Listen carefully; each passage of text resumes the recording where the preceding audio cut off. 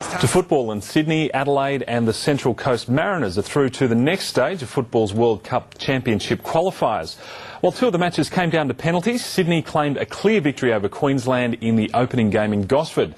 The knockout tournament is being used to decide Oceania's representative at the World Club Championships in Japan in December. And the teams now move on to Perth for the semi-finals on Wednesday night. And joining us on the line is Daily Telegraph football writer Philip Mikulev.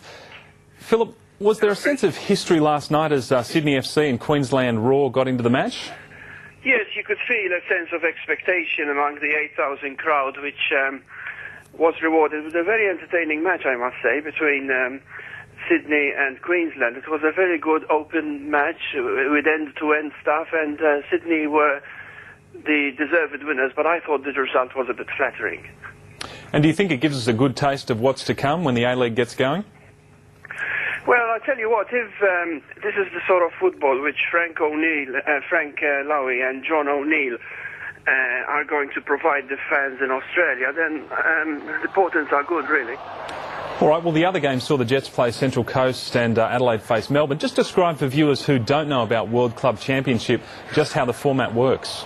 Well, this tournament in Australia will determine the best team in Australia.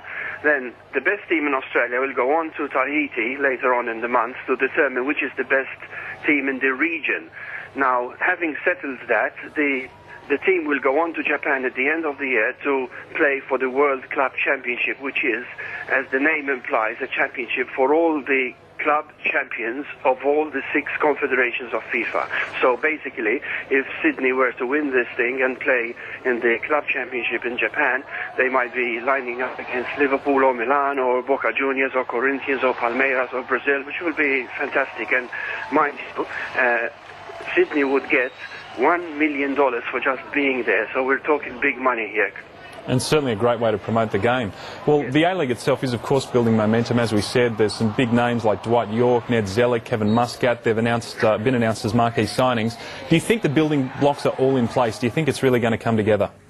Well, we all hope so, don't we? We've been waiting for this for many years, and, you know, with the likes of Ned Zellick and, of course, Dwight York and other players coming back to give something back to the game here, the fans in Australia are perfectly entitled to sort of rub their hands in expectations, so to speak. Sure. All right, well, we're all looking forward to it. Thanks for joining us this morning on Sport.